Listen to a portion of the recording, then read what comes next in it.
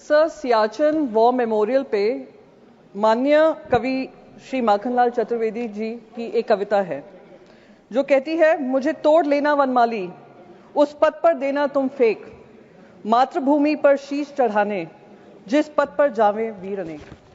इन्हीं शब्दों को याद कर कर सियाचिन में हमारे जवान हों या शहीद कारगिल के सुरक्षा के समय पे हों या ऑपरेशन सिंदूर को लेकर हों या ऑपरेशन महादेव जो हुआ है, उन सबको याद कर कर नमन कर कर मैं उनकी शौर्य गाथा में उम्मीद करती हूं हमारा देश सदैव गाएगा।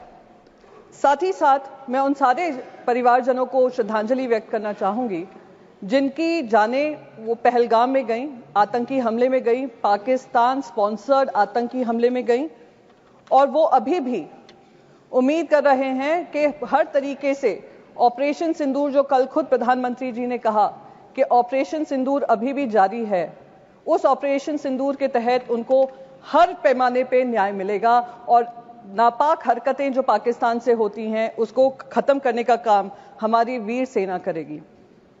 सर, कल प्रधानमंत्री जी ने ऑपरेशन सिंदूर के बारे में कहा वो अभी भी जारी है और मैं उनका शुक्रिया अदा करती हूं कि उन्होंने देश को याद दिलाया कि ऑपरेशन सिंदूर में जो हमारी सेना ने किया वो अब तक खत्म नहीं हुआ है, हम इनकी नापाक हरकतों को खत्म करेंगे। पर कुछ सुझाव मेरे भी हैं। जब पहलगाम हुआ था मेरे मन में भी बहुत सवाल थे। 2 हफ्ते पहले वहां पे गृह मंत्री जी गए थे और उन्होंने कहा था आतंकवाद को बिल्कुल समाप्त कर दिया है। 2019 में जब 370 धारा हटी थी, कौन भूल सकता है गृह मंत्री के वो शब्द जहां उन्होंने कहा था पीओके के लिए हम जान भी दे देंगे। तिरंगा यात्रा हुआ था, हम पार्लियामेंट्री डेलीगेशन जब गया था, हम जाने से पहले तिरंगा यात्रा हुआ था जिसमें गृह मंत्री ने कहा अब बातचीत पाकिस्तान से होगी तो सिर्फ पीओके को लेकर होगी। तो जब ऑपरेशन सिंदूर जारी था और अचानक से उस पर फुल स्टॉप लगा, मन में सवाल तभी भी था कि क्या हुआ जिस वजह से हमें ये सीज फायर करना पड़ा, क्योंकि हम सिर्फ पीओके की बात करना चाह रहे थे।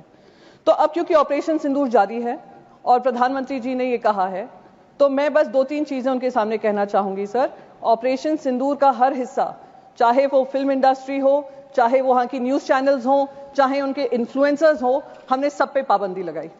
सर, अब समय आ गया है कि क्रिकेट पर भी पाबंदी लगनी चाहिए। सर सर, हमारे विदेश मंत्री ने कहा कि मैं गर्व होता है इस बात का कि मैं उस पार्लियामेंट्री डेलीगेशन में शामिल थी जिसकी जिम्मेदारी मुझे सरकार ने दी थी।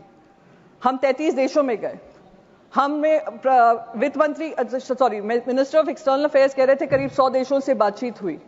मैं तो कह रही हूं गृह मंत्री जी से, सर आपको बहुत जगह फोन करने की जरूरत नहीं पड़ेगी, एक इंटरकॉम पे ही फोन कर लेंगे।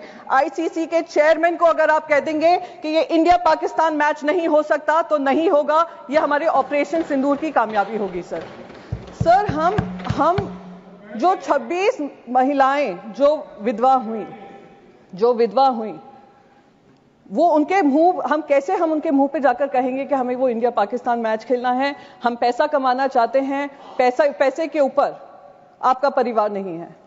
तो मैं बस यही रिक्वेस्ट करूंगी, एक ऑपरेशन सिंदूर वो होना चाहिए। सर, ऑपरेशन सिंदूर में हमने पाकिस्तान को तो मुंह तोड़ जवाब दिया और उसका गर्व है, हम सबको गर्व है, विपक्ष को भी गर्व है क्योंकि विपक्ष आपके साथ खड़ा रहा। जिन लोगों को एंटी नेशनल कहा गया था 2014 से, उन्हीं ने देश का तिरंगा सबसे ऊपर लहराया विदेशों में जाकर। मेरे को उसका गर्व महसूस होता है। सर, पर जो हमारे यहां पर पहलगाम को लेकर इंटेलिजेंस फेलियर हुआ उसकी जवाबदेही किसी ने ली? सर, क्या हमारे इंटेलिजेंस चीफ का इस्तीफा मांगा गया? जी सर, मैं खत्म ही कर दूंगी, मैं ज्यादा समय नहीं लूंगी। सर, बस 20 सेकेंड में खत्म कर दूं। सर, उस इंपॉर्टेंट मिशन का हिस्सा थी।